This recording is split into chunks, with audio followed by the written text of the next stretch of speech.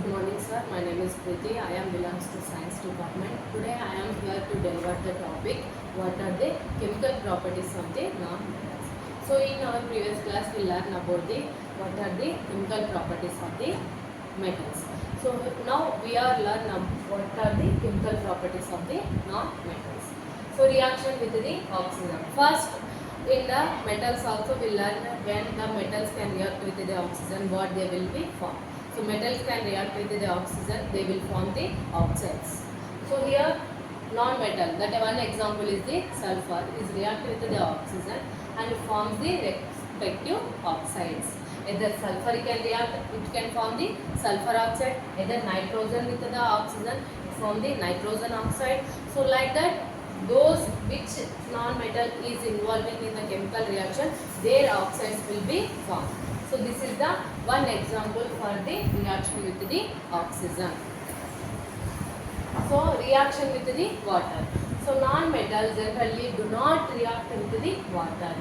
This is why phosphorus is stored in the water. So non-metals cannot react with the water because these non-metals are the less reactive nature. So that's why we either phosphorus also stored in the water because daily we are drinking the water. So this water phosphorus content is also present. That means the phosphorus is melted in the water. So that's why we are storing the phosphorus in water also. Chemical properties of the non-metals.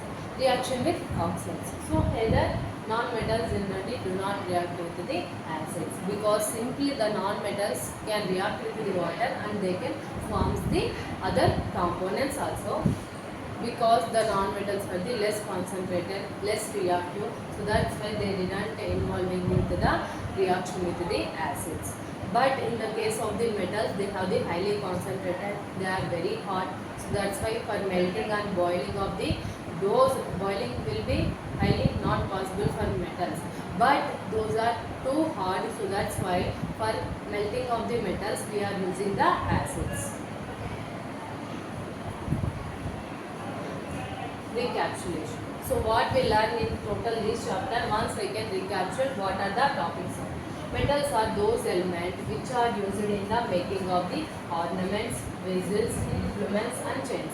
For example, gold, platinum, either silver. So those all type of metals we are using for wearing the ornaments. Next, rods or coins. Rods, some of the iron rods which are building purpose we are using. Those are also we can prepare for using the metals. And the coins. Coins either we have the 1 rupee coin, 5 rupee coin, 10 rupee coin, 20 rupee coins. So some of the all coins also made up with the help of the irons. So next, most of the metals are silver grey color or lustrous, generally hard, metallability and reductibility, except exist in the solid state in the room temperature because all metals can exist in the room temperature. It will be solid like iron, gold, silver, platinum, zinc, sodium. Temperature and the sonorous character. Sonorous character is means producing the sound. So these are all the metallic character. Use of metals and non-metals. Metals are used in the making of machinery. As I already told, by the industrial purpose also we are using the metals. By industrial purpose we are using the some of the machines.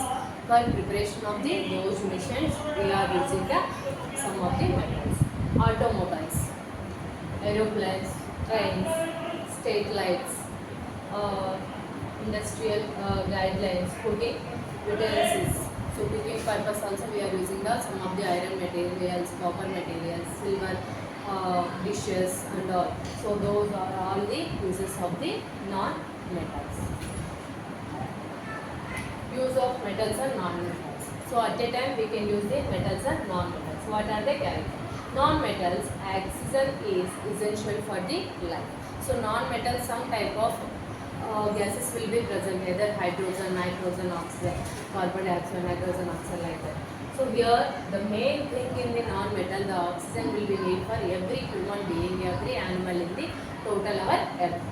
Non-metals are used in the fertilizers.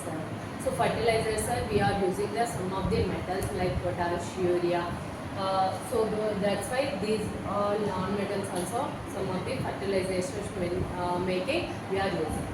Non-metals used in the water purification. Some of the water purification also we are using the non-metals like the chlorine. Non-metals is used in the antiseptic solution. Penicillin solution we are using for a Dettol, tincture. So that solution will be made up of with the help of the non-metals. So non-metals used in the crackers. So in Diwali time we are using the some of the crackers, some of the different crackers. Those all crackers have the non-metallic character. Next, foam assessment.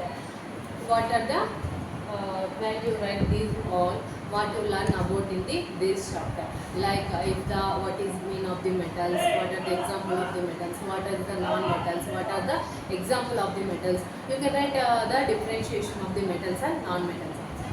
Write the sum of the character of the metals. Write the sum of the characters of the non-metals and with their example.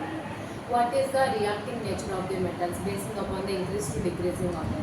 You can write. So next, the what are the special nature of the metals when compared to the non-metals, which is the main important. What next? What are the physical properties of the metals and non-metals?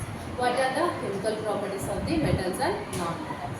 So for chemical properties, metal can react with the first oxygen, later water, later acids. So what they will form? Next, non-metals. Non-metals can react with the either first one oxygen, next water, next acids. So what it will be formed? Either it will be not react with the water, acid. So what is the main reason for that? So like that you can prepare the notes for the chapter of the metals and non-metals.